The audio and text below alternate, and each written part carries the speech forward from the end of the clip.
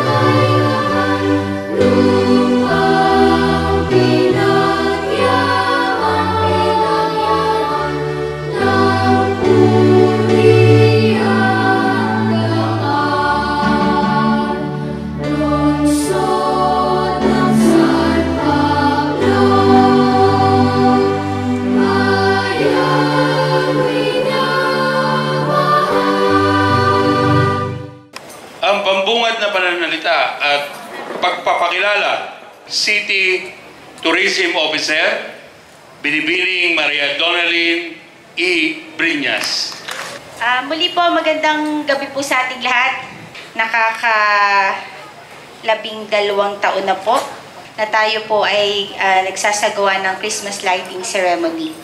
At kung matatandaan nyo po, ay ito po'y lagi sa plaza. At nagkaroon po tayo sa Sampaloc Lake. At ngayon po ay sa unang pagkakataon ay ang pagdaraos po natin sa harap ng Old Capitol Building. Ng Presidential Proclamation ang ating Pangulong Fidel V. Ramos na nagtatagubili na lahat ng City Hall ay maglagay ng isang giant Christmas tree na ito'y paiilawan bago sumapit ang Disyembre 16 na tatagal sa ika-6 ng Enero sa araw ng 3 hari. So yun po, na-share ko po sa inyo yung binalita po sa akin ni Caroben. Caroben, tama po ba ang pagkakakwento ko sa kanila? Kaya po tayo ay nagkaroon ng isang giant Christmas tree ngayon pong gabing ito na paiilawan po mamaya ng ating punong lungsod, Loreto S. Amante. Ang ating pong guest speaker ngayon, he is a licensed landscape architect, urban planner, and urban designer. He is a passionate in making cities inclusive, livable, and vibrant. He is currently the managing director of Eco Haven Design Studio, a landscape architecture and urban design studio specializing in public open space design, master planning and tourism projects. Kaya po dapat talaga maging close kami.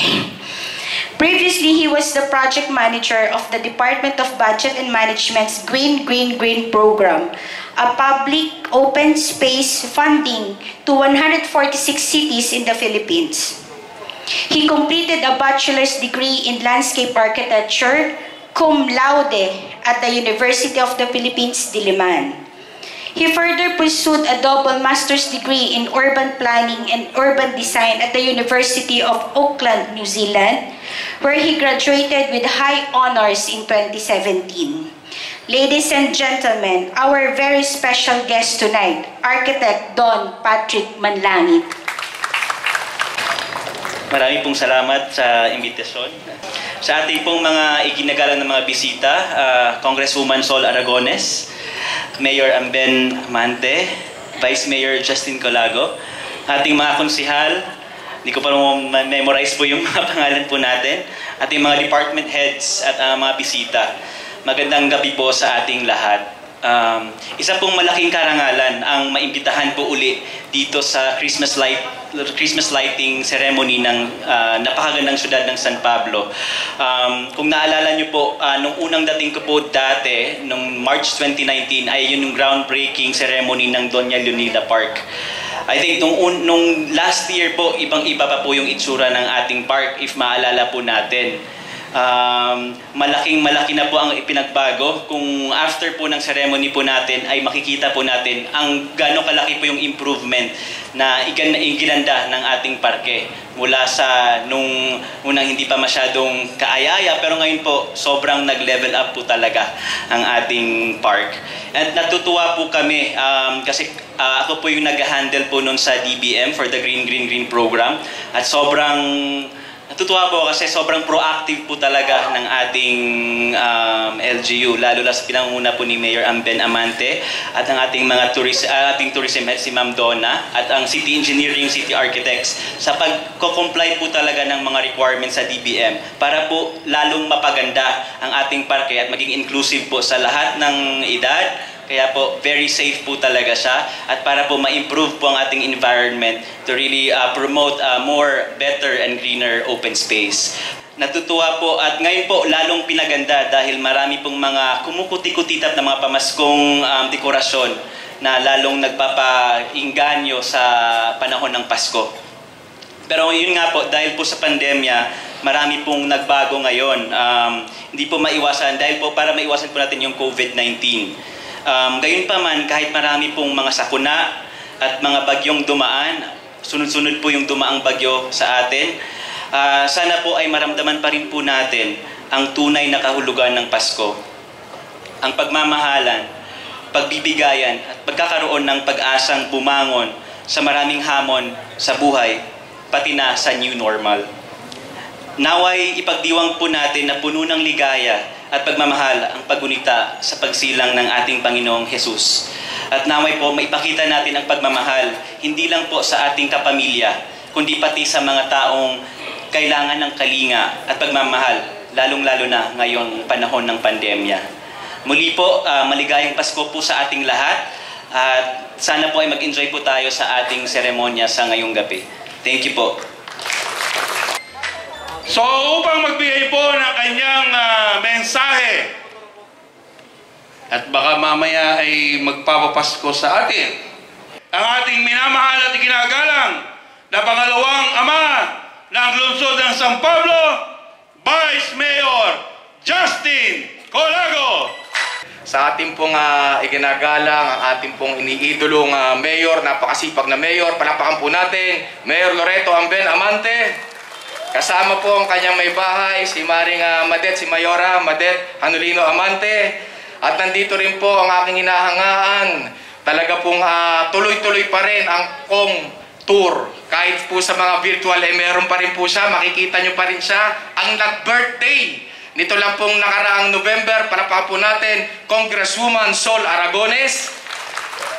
At nandito rin po ang ating pong mga department heads. At nandito rin po ang ating pong kasama po, mga pamilya po sa DepEd, sa pangunguna po ni Ma'am Jessie Miranda, palakpakan po natin.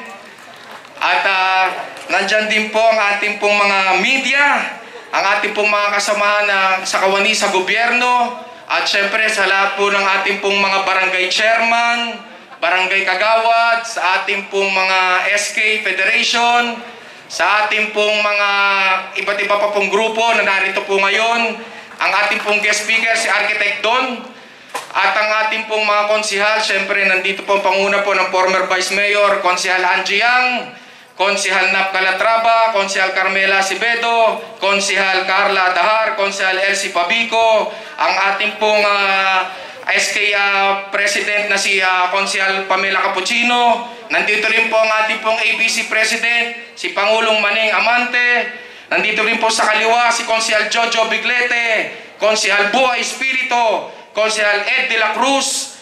At sa inyo pong lahat, isa pong mapagpalang gabi. Una po ay pasalamatan na natin ang ating pong mahal na Panginoon. In spite po sa mga bagyo na dumating, tayo pa rin po ay ligtas. Hindi rin po tayo nakaranas ng mga itinatayo muli natin mga bahay o tahanan. At hindi rin po tayo nakaranas ng nililinis natin ng mga makakapal na putikan sa ating karsada.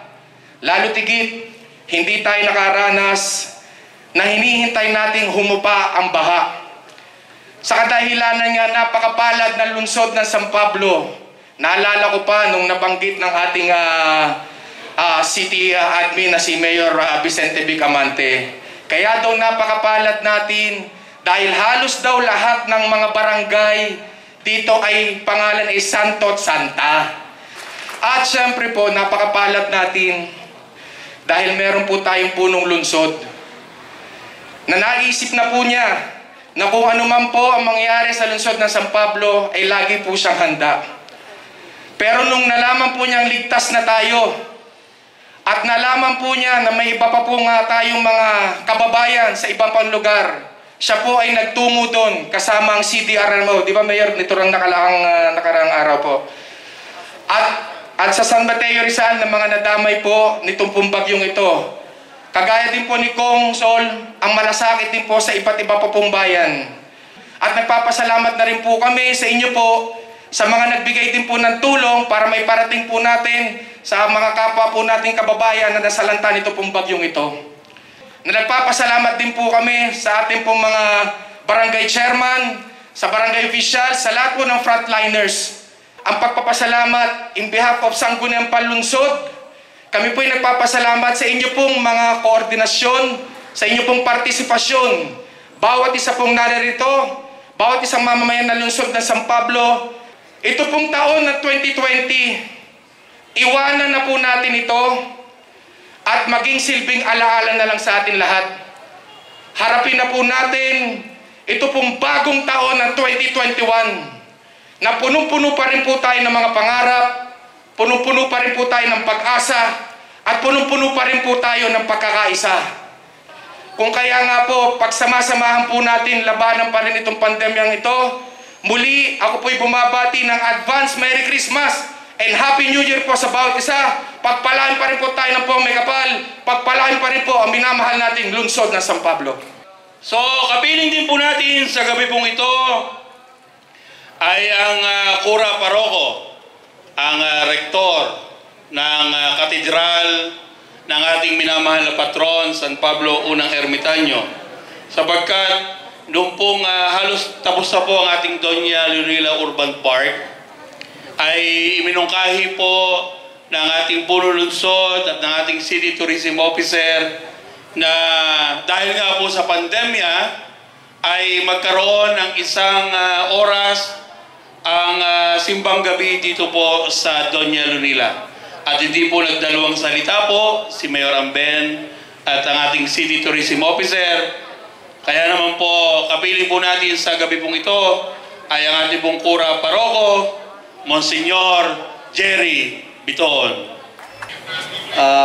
Isa pong karangalan na maaniyahan din dito sa ating pagpupulong. Alam nyo, ang Pasko ay laging nakaugnay sa liwanag, sa ilaw. Kaya significant itong ating lighting ceremony ngayong gabing ito dahil talaga ang hudyat ng pagdating ng Pasko. Sabi nga po ito sa aklat ng Isaias, I think chapter 9 verse 10, ang sabi doon ay, yun po yung prophecy of the coming Messiah. Ang sabi doon ay, the people that walk in darkness have seen a wonderful light. So, ang tao daw na naglalakad sa dilim, nakatagpo ng liwanag. So, yan po ang Pasko. Ang pagtatagumpay ng liwanag sa kadiliman. Ang kadiliman po ay kasalanan, ang liwanag naman ay katotohanan at kabutihan. Napakaganda po nung inabot kong speech ng ating pangalawang punong lungsod, no? Nung sinabi niya na ano ba yung mahalaga sa Paskong ito? Alam nyo, itong COVID na ito, kuminsan blessing in disguise. You know why? Kasi yung Pasko napupurify. Kasi tayo ay nalunod sa mga palamuti ng Pasko. When I say palamuti, hindi po itong dekorasyon, kundi yung mga bagay na akala natin ito ang kasiyahan ng Pasko, yung kainan, yung lahat ng mga outing, etc. Hindi po. The essence of Christmas is much like Jesus Himself na dumating upang iabot ang kamay sa atin. Yung compassion, yung mga ganitong salita, no? Mga pag-aabot ng kamay. Ito po sana nga ang mangyari sa atin. At kaugnay nito ay ako natutuwa din po sapagkat bibigyan tayo ng pagkakataon na magkaroon ng simbang gabi dito po sa ating Doña Leonina Park. Kung merong concert in the park sa Paco, meron sa San Pablo na simbang gabi sa park. Amen? Palakpakan po natin yon. At sisikapin po namin talaga na ihayag sa atin ano ba talaga ang kahulugan ng Pasko. So, wika nga natin ay the purified Christmas, the essential Christmas. Yan po ang aming gustong iparating sa inyo sa darating pong pagdiriwang ng Pasko. Muli po sa inyong lahat, advance Merry Christmas, a blessed Christmas, at isang maayusan ng 2021. Salamat po! Marami pong salamat, Monsignor Jerry Biton. Ang pagbati at mensahe ng ina ng ikatlong distrito ng ating lalawigan. Palakpakan po natin, Congresswoman Sol Aragones! Magandang gabi po sa inyong lahat. Baka ang ibig sabihin ng biyayang ito ay pagpapala mula sa ating Panginoon. Amen! Magandang gabi po sa inyong lahat. Tunay ho na ang 2020, ika nga huway kotang-kota na, Monsignor. Pagputok ng taal, pandemya, bagyo, talagang ibinuhos na yata sa 2020. Pero ako ho, gaya ng sinabi ni Monsignor, baka nga blessing in disguise ang nangyari. Sa halip na malungkot at tumataas ang bilang ng depresyon ngayon sa ating bansa, ang kaso ng mental health, dahil umaabot na ng halos 400,000 ang cases ng COVID-19 sa Pilipinas at umaabot ng milyon worldwide. Kaya matindi ang kaso ng mental health. Siguro mas magandang hanapin natin sa puso natin ang mensahe ng Panginoon kung bakit nangyayari ito sa atin. Ang tingin ko ho, nung nagkaroon ng lockdown, nung unang bagsak ng pandemyang ito, walang makalabas. Walang makalabas. Ang tanging kasama mo sa bahay ay pamilya mo. Kahit limpak-limpak ang pera mo, hindi ka makakalabas, wala ka na mabibilhan. Mahirap at mayaman, naging isa na lang. At ang tanging kinapitan ng mahirap at mayaman ay iisa, ang Panginoon. Iisa rin ang dasal natin. Sana kung matapos na ito, nang bumalik na sa normal ang buhay natin. Aminin po natin sa sarili natin na ang pandemyang ito, marami tayong realization. Kahit din po ako. Marami akong maliliit na bagay na hindi ko na-appreciate dati, pero may halaga pala. At ang mga bagay na minsang inakala kong malaki, ay hindi pala yun ang totoong malaking bagay at mahalaga sa buhay ng tao. Alam niyo ho, baka hindi niyo ako nakita sa ilang events dito sa San Pablo, iba rin pala kapag napapanood mo lang sa TV yung cases ng COVID-19. Iba rin pala kapag medyo nalapit ka sa sitwasyong yon.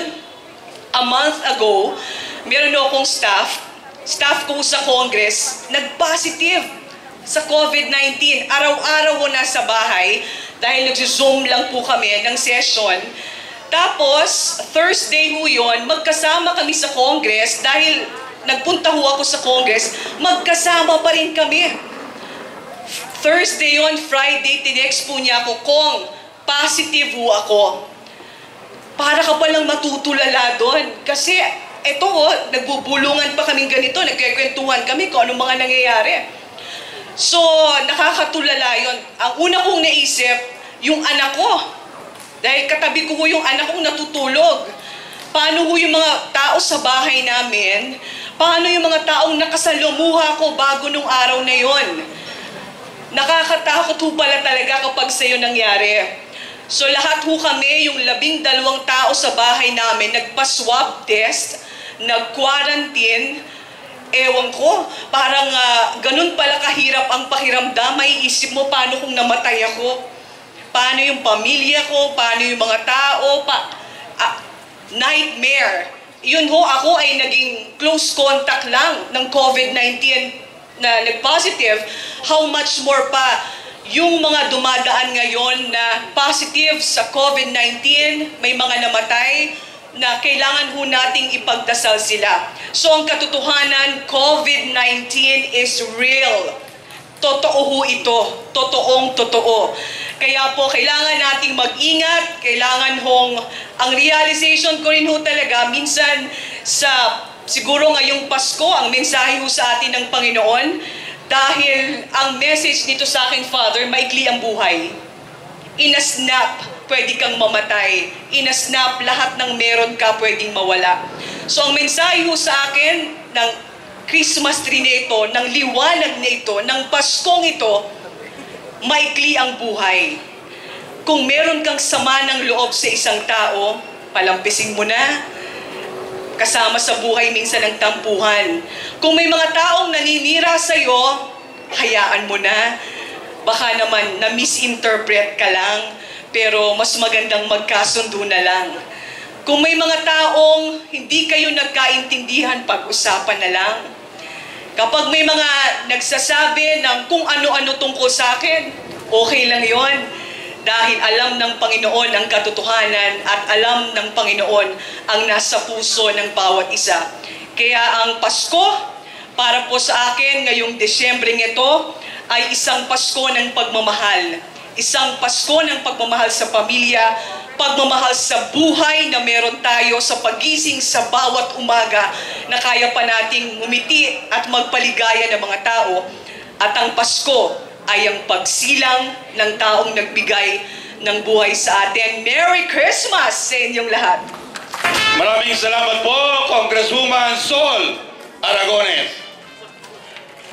Hindi lamang sa lungsod ng San Pablo kumakalinga. Inumpisahan po niya kumalinga noong Enero nang pumutok ang Bulkang Taal. Mayan mula sa iba't ibang bayan at lungsod ng lalawigan ng Batangas, bukas palad pong tinanggap ng lungsod ng San Pablo. Pumutok ang pandemya, binuksan ang lungsod ng San Pablo, bukas palad na tinanggap ang ating mga kababayan na hindi makauwi sa lalawigan ng Quezon, sa rehiyon ng Bicol, hanggang sa Visayas. Saksi po diyan si Congresswoman Sol Aragones. Tinatawagan lahat ng congressman ng mga nabanggit na mga lalawigan at rehiyon. Pumutok po o nagkaroon po ng mga bagyo. Unang tawag sa bayan ng San Mateo, lalawigan ng Rizal. Pinapunta ang ating Water Search and Rescue upang tumulong. Saksing buhay si Konsihal Calatrava. At noong nakaraan lamang pong Martes, kinalinga ng taong ito ang halos 2,500 pamilya sa 5 barangay sa lungsod ng Tugigaraw sa lalawigan ng Cagayan. Bukas palad na tinanggap ng Vice-Gobernador ng lalawigan ng Cagayan, Vice Governor Boy Vargas, ang ating minamahal na ama ng lungsod. Kaya nga po, kung sa ibang lalawigan, sa ibang bayan, kinakalinga, bukas palad na tinutulungan ang mga kababayan, how much more sa 3 distrito ng ating lalawigan. Mga kasama, ang ating minamahal na punong lungsod, kagalang-galang Loreto Amben Amante. Maraming salamat po. Una po ay akin po ang pagbibigay pugay kay Monsignor Jerry Bituon. Salamat, Monsi, at nakapunta ka dito po sa ating pong Christmas lighting ceremony. At gayon din po, kapiling din po natin ang ating pong ina ng dibisyon ng lungsod po ng San Pablo, from DepEd family, kay Dr. Daisy Miranda, at gayon din po sa atin pong Assistant Division Superintendent, sa atin pong Sangguniang Panlunsod, hindi ko na po babaybayin isa-isa, sa pangunguna po ng ating pong napakagwapo, napakabait, at walang iba po ang ating pong lagi masahang Vice Mayor Justin Colago. At kapilingin po natin ang ating pong guest speaker. Napakalaking tulong po ni Architect upang mapaganda po ito pong ating pong Doña Lunila Park at naging tulay, naging daan upang maisakatuparan po natin ang mga magagandang proyekto para po sa lungsod ng San Pablo. Palapakan po natin Architect Don Patrick Manlangit. At syempre po, ang ating laging katuwang, ang aking pong kinakapatid, isang tawag ko lang, nako, hindi ako napapahiya po dito. At katuwang po natin dito po sa mga pangyayari pong kinasadlakan ng ating pong bansa, sa mga pandemya, sa mga bagyo, wala pong iba. Ang nag-iisang ina ng ikatlong distrito ng lalawigan ng Laguna, and hopefully, pagdating ng araw, magiging ina ng lungsod na San Pablo, walang iba, Congresswoman Sol Aragones. Sa ating po mga department heads, mga kawani po ng ating lokal na pamahalaan, sa ating po mga minamahal po mga kababayan, isang mapagpalang gabi po sa ating pong lahat. At alam naman po natin na talagang baliktad na po ang mundo dahil po sa pandemya po ng COVID-19, dahil every time po na meron po tayong mga gatherings, meron po tayong mga ganito po mga selebrasyon, kagaya po ng Christmas lighting ceremony, tayo po ay lahat ng sektor, lahat ng mga non-government organizations, lahat po yan po ay atin pong iniimbitahan. Subalit, sabi nga, ay kinakailangan po natin ang may masusing pag-iingat, at gayon din po ay ang tinatawag po nating mga health protocols ay pinapatupad po ng ating pong gobyerno. At kung kaya nga po talagang pili-pili lamang ang ating pong inimbitahan, at wag lang ho na hindi ho natin na ma-celebrate po ito pong ating pong Christmas lighting ceremony. At kaya nga po, bagamat gabi na po, ay ako po nagpapasalamat sa inyo pong oras, sa inyo pong pakikisa dito po sa ating pong ginaganap pong 12 Coconut Paskokohan celebration dito po sa lungsod ng San Pablo. At gayon din po sa mga minamahal ko pong mga kababayan, ay nabanggit nga po ng ating pong minamahal po na guest speaker na ang Pasko ay yan po ay kakibat po niyan na yung meaning ng ating pong Kapaskuhan, ang pagmamahalan, pagbibigayan, at gayon din po, Architect, nakalimutan po ninyo ang pagpapatawad. At napakahalaga po na ito pong araw po ng kapanganakan ni Jesucristo ay tayo po'y makapagsimula uli ng panibagong umaga. Makapagsimula ulit tayo ng panibagong bukas, at sama-sama po natin na tutunghayan po natin ang Pasko na positibo. Sabi nga, dapat lagi tayong think positive. Nandiyan po si Mariel, yan po ang head po ng think positive, kaya pagka nakikita ko si Mariel, lahat ng mga balita niyan positibo. Yung meron tayo lang mga ilan-ilan na mga negatibo, and hopefully sana ma-realize po nila na ngayon po ay panahon po ng pagsasama-sama, panahon po ng pagtutulungan. At saka na po, later on na po siguro, kung meron doon dapat sisihin, kung meron doon dapat sisihin, kung meron ng pagkukulang, siguro ako na ho yung inyong sisihin, okay lang po yan. Yan po ay trabaho po natin. At gayon din po, ay sabi rin ho ni Monsignor Jerry Bituon, na ang Pasko po ay liwanag. Kung kaya nga po, ito pong ating pong sisindihan na palamuti sa ating pong Kapitolyo, sa ating pong Rizal Avenue, sa ating pong Doña Lunila Park. Nandyan po ang ating pong mga litrato ng ating pong mga bayani, ng ating pong mga frontliner. Dahil pagka binuksan po dyan, ay makikita po natin ang kumukutitap nilang puso, pagmamahal, paglilingkod sa ating mga kapwa San Pableño, regardless na buhay man nila ang naging kapalit, wala hong kaduda-duda, wala hong pag-aalinlangan na ibinigay po nila ang kanilang buhay, mapaglingkuran lamang ang ating mga kababayan sa gitna ng COVID-19, sa gitna ng mga bagyo na dumating po sa ating pong bansa. At gayon din po, nagtataka po yung iba, Mayor, ano ba tatakbuhan mo? Senador ba? At abot ka pa ng Tugigaraw, abot ka pa ng Bicol, abot ka pa ng Batangas. Sabi ko, hindi. Ang akin, makapag-share lamang tayo sa ating mga kababayan. Dahil tayo, dito sa lungsod ng San Pablo, tayo'y ligtas. Kung kaya dapat yung ating pagkakataon na makatulong ay bahagi natin sa ating kapwa Pilipino. Dahil sa oras ng pandemya, sa oras ng bagyo, sa oras ng sakuna, walang ibang maasahan kundi tayong mga Pilipino lamang.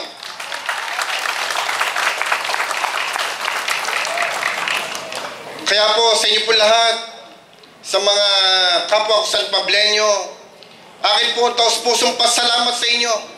Dahil hindi ko po mapagtatagumpayan ang lahat ng ito. Hindi ko po magagawa lahat ng ito kung wala po ang suporta po ninyo. Every time na may panawagan po ako na humihingi po ng tulong ang ating gobyerno, nandyan agad ang tulong ng ating mga non-government organizations. Nandyan ang tulong ng ating simbahan. Noong panahon ng Taal, sinabi ni Monsi, ni Bishop, Mayor, kung kailangan mo pa ng lugar, ang liseo bubuksan namin para din makatulong sa ating mga kababayan. Kaya Monsi, maraming salamat.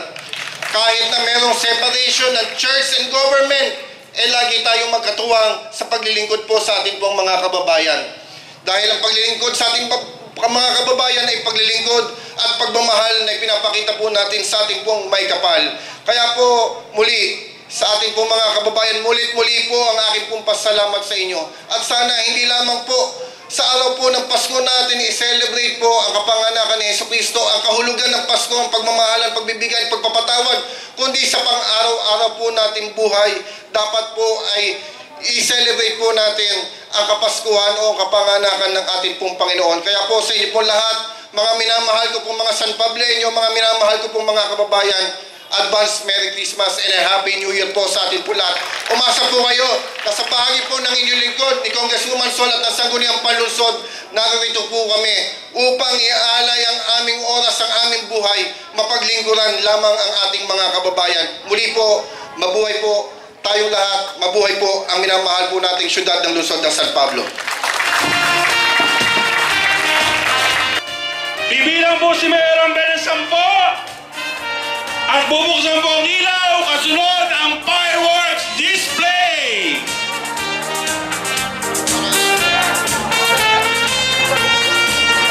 Mga kababayan, sama-sama po tayo umilang na 10 upang formal na po natin buksan Pasko Kuhan Ceremony ng ating pong lungsod ng San Pablo.